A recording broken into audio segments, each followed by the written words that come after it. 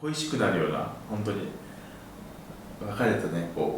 恋人みたいな感じのイメージをいつもね表現したいなと思ってるんですけど、また行ってみたい、また会いたい、なんか物足りないとか完璧には仕上げないようにはしてます。冬が長いんです、ものすごく。で春が来たと思ったらすぐ夏で、もうすぐ秋で、秋から冬がだいたい1年の3分の2ぐらいがそんな時期かなと思いまして、なんていうんですかね、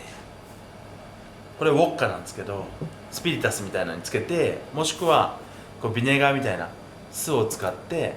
保存するっていうようなことをやってまして、シャルトリューズっていうフランスのお酒にマムシを捕まえて、マムシシャルトリューズを作ってみたりとか、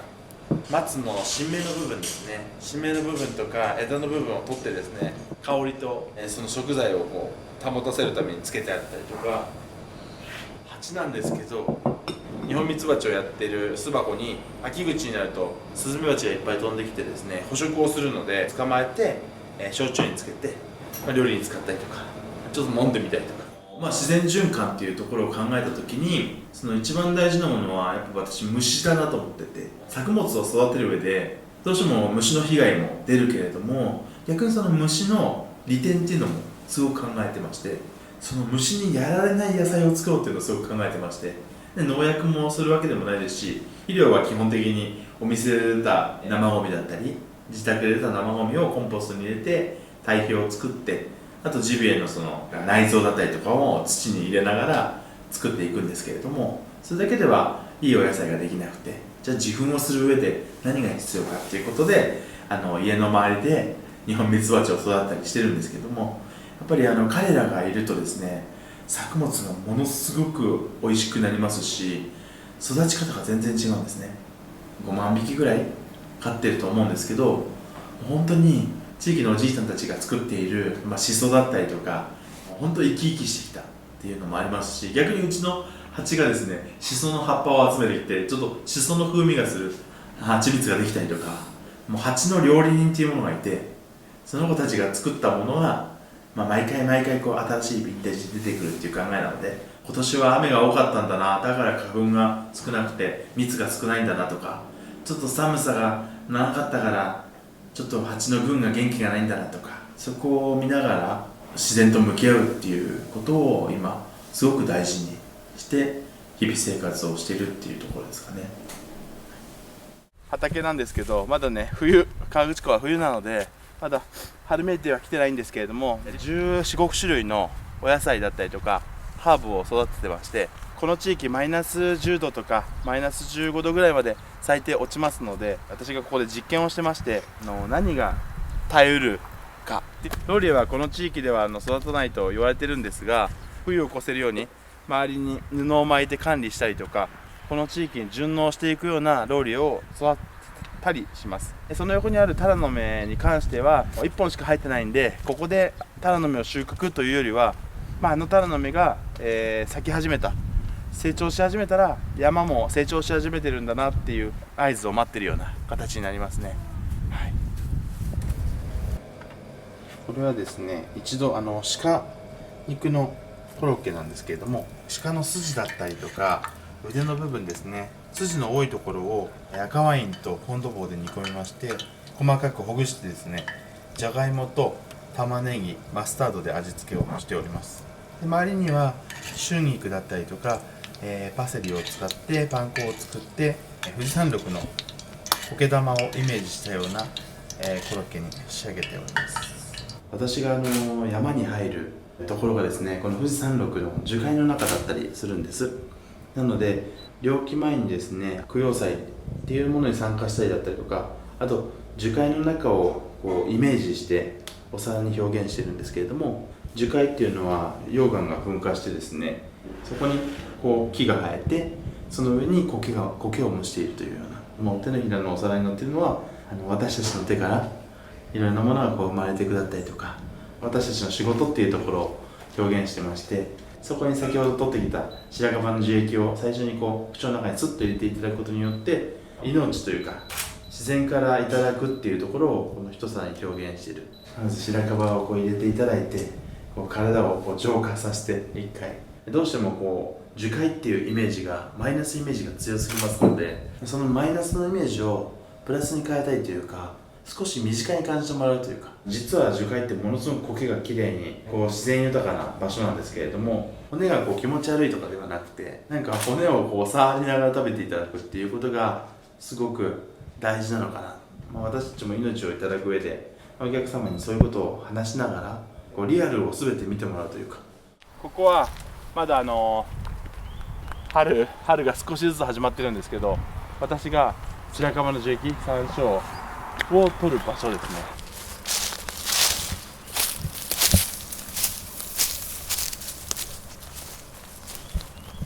ここに刺してます。すっごい量で落ちますからね。昨日変えたばっかりですよ。でもう10リッターのタンクが 5. 半分ぐらいまで入ってるので、料理の出汁のベースだったりとか、煮詰めてソースのアクセントにしたりとか、これでお野菜を炊くと、なんかね、私はお野菜の持つ本来の味が出るような気がして、すごく甘く仕上がるんで、これをベースにいろいろ煮炊きしてます。来ていただいたからにはいろんなものを楽しんでいただきたいというなんか僕の悪い癖なんですけど、だから3口ぐらいの1口から3口で終わるような構成にはしてるんですけれども、1口目は少しあれちょっと薄いな、2口目に食べた時に薄いけど美味しいよねっていうところで、3口目でなんかいいかもしれないこの料理って思うような13品食べていくと、最終的になんか一つ一つのインパクトはないんだけれども、なんかいいものを食べた気になるというか、その13品の中も駿河湾がだいたい 2700m で、私の今住んでいるところが 3776m、6400m ぐらいの標高差がありまして、海のね、そこで採れたようなものを使って最初アミューズで入りまして、そこから海抜 0m とか、海抜 10m とか、海から今度は畑に入って、そこから丘で採れたようなもので森に入って、標高の高い林に入って、1200-300m のものを使いながら料理を表現していく。それは全て水の流れに逆らうような、また欲しいなっていうのを感じさせるようなコース構成。白樺の樹液を使いまして、大根と人参を3日間一度炊いたものをゆっくり低温でですね、沸かさない程度に3日4日つけて、味を中まで染み込ませるというか、人参も皮を剥いただけでそのまま丸のまま入れてですね、毎日ここで取れるように、営業前にさっきどれとか言いながら、時の雨が降ったんでね、少ししっとりしてるんで、なるべくちょっと乾燥した香りのいいやつを。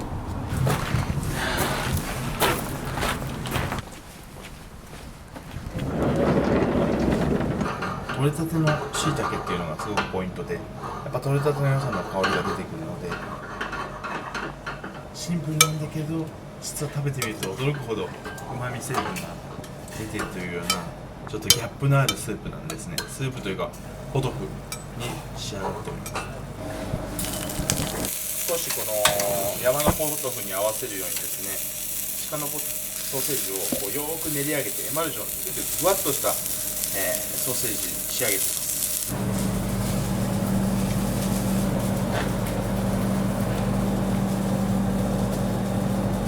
こちらがさっき取ってきた乾燥ですね。白樺の樹液とお野菜のうまみだけで作ってますので、すごく最初は味気なく感じるんですけれども、ソーセージを食べていくと、その肉汁といううまみがですね、スープの中に移っていって、最終的に料理が完成していくというような形になりますので、この全てのお野菜ですねが入った液体を最後に入れて仕上げていきます。仕上げにですね、こちら山椒の実を乾燥させまして、少し山椒の香りをアクセントに入れていきます。私がこの地にやっぱり魅力を感じたのは、家族で過ごす上でやっぱり飲む水が美味しいっていうのが一番の条件でもあったと思いましたね。ジビエがいて、お野菜があって、飲む水があって、それに流れ出た川に魚がいて川の先には海があってっていう食物連鎖が行われたりするわけですけれども、河口湖の北側、南側、西側、水の成分が全然違ったりするんですね。鉄分が多かったりとか、鉱物の味がしたりとか、ただの野菜でも違う味わいがしたりとか、本当に鹿もそうなんですけれども、取れた場所によっていつも同じじゃないですし、だけれども同じものを飲んで育っているものというか、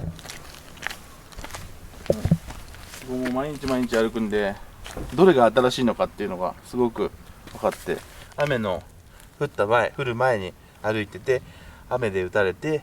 ちょっと形がこう残ってないんですけど、逆にこれは今日止んだので、今朝か昨日の雨の止んだ後の足跡っていうのを今日ここ通ってるなっていうのを毎回毎回見ながら山に入ってます。ここもあるんですけど、ちょっと段差があるので少し分かります？葉っぱの色が違うの。踏むと葉っぱがひっくり返って少し色が濃く出るというか、鹿がこう歩いた証拠。鹿たちは木とか石とかそう踏むのを嫌がるんですよ。足の裏がこう傷つくというか、木を絶対に踏まないので、その先にこう罠があるようにして素手でやっちゃってるんですけど、本来はグローブをしてその匂いがつかないように。毎日山に入るんで、四季の移り変わりだったりとか変化をすごく感じることができて、毎回朝来てリセットして仕事に向かうっていうような感じですね。ジビエに関してものすごくこう抵抗があったんですね。最初やっぱ血の匂いがしたりとか、やっぱ獣の香りがしたりとか、この地域にたどり着いた時に地元のものを使ってメニュー開発をしていた時に、親方であるハンターさんに出会いまして、その方が持ってきたお肉っていうのがすごくこうクリアだったんですね。当時はこのクリアが何なのか分からなかったですし、逆にそれがいいのかっていうのも分からなかったんですけれども、これを他の苦手な方が食べたらどう思うんだろうっていうところが第一印象だったっていうのがあったので、嫌いなものをまず人の口に入れたいっていうのがあったので、翌日からもう弟子入りさせていただきまして、山に入ってですね、その取り方だったりとか血抜きの仕方っていうのを学び始めました。うちに来てくださるお客様がジビエが苦手なんだけれども、ちょっと食べてみたい、試してみたいという方が増えてきまして、そういう方たちに私のその自信のあるお肉を出した時の振れ幅ですよね。苦手なものがすごく美味しく感じた。私はそこを突き詰めていきたいなと。とにかく血抜きをきれいにするっていうことをこだわりまして、心臓マッサージをかけるような形で体内から血を抜いてあげまして、なのでうちのお肉というのは少しピンクがかったお肉に仕上げるっていうのが特徴的でして、鹿のパイ包みなんですけど、この料理はですね、本当に脂肪分がない鹿肉ですので、中までしっとり火を入れるために周りにですね、きのこをクリームで煮込んだもの、マッシュルームのデュクセルだったりとか、ナスを薄切りにして揚げたもの、ほうれん草、網油、間接的に火が入るようにウェリントンのようなね、仕立てで仕上げております。透明な液体だったんですけれども、煮詰めていくとこのように色がついてですね、それをまだまだ煮詰めていくとメープルみたいな色、ちょっとねこう甘い香りがするんですけど、ドロドロになりました。キャラメルソースみたいな。ソースの方に先ほどの白樺の樹液を煮詰めたものを赤ワインソースの中にちょっと入れてですね、私は山梨県産のワイン、赤ワインを使ってますので、その果実味をすごく感じれるワインが多いので、この白樺の樹液のコクだったりとか複雑な木の香り、最後にソースに入れてですね、ソースに深みを出していきます。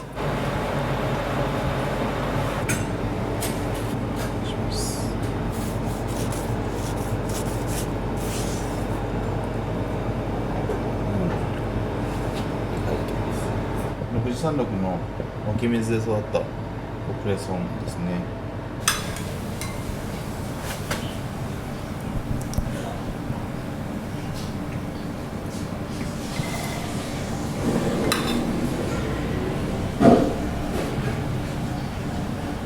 クラシックな料理をやって、その後現代料理というか自然の中に入り込んで料理をするようなレストランに行ったりしたんですけれども、今現在はこの河口湖であってって自らねこう養蜂をしたり野菜を育てたり狩猟をしたりっていう中で、ジビエを扱うにあたって一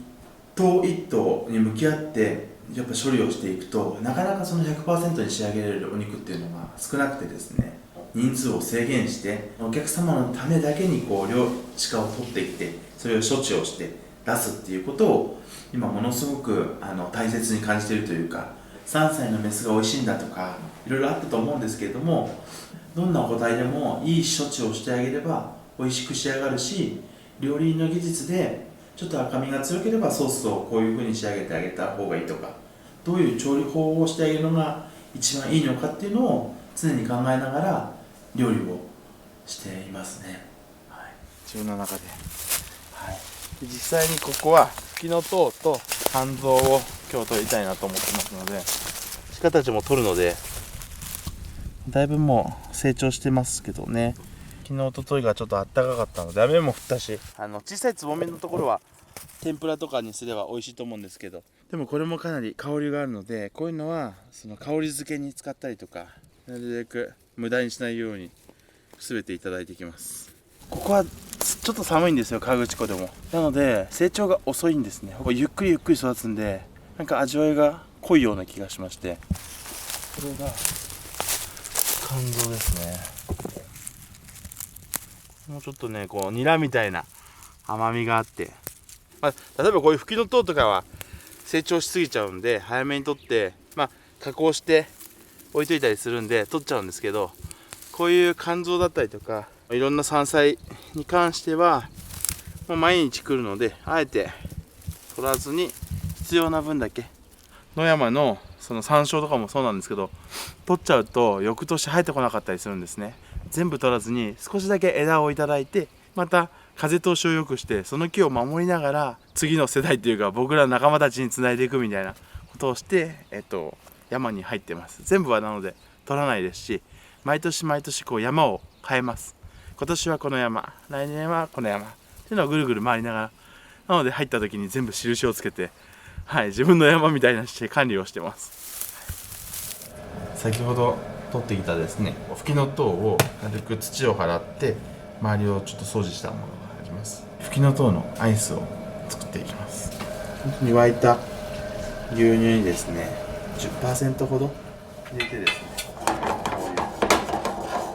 先ほどのフキノトウのアイスですね、苦味のアクセントと断交梅の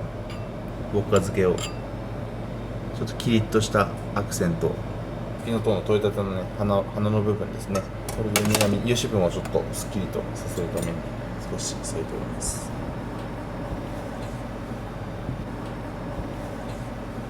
やはり今このお店をやってる場所っていうのが河口湖の駅前でして、多くの方が通ったりするんですけれども、そうではなくて私の料理を食べたいというか、その料理を目的に、遠くからわざわざ来ていただくような場所にしたいですし、その地域づくりにしたいので、今あるこのお店からですね、少しこう山の中に入ってプリミティブな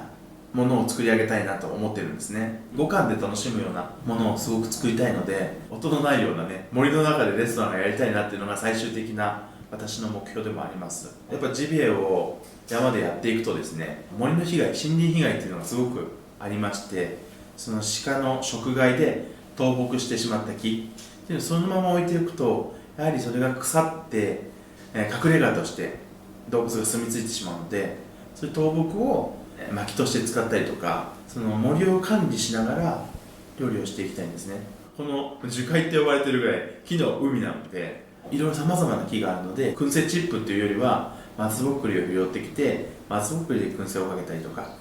ちょっと青臭さをつけるために松の葉っぱ、青い葉っぱをつけて燻製でいぶしてですね、お肉、魚に香りをつけたりとか、なので最終的には薪だけで現代的な心温計とかそういうものを作るんじゃなくて、自分の技術だったりとか今までの経験を最大限にこう発揮しながら表現できるようなレストランを作っていきたいなと思っ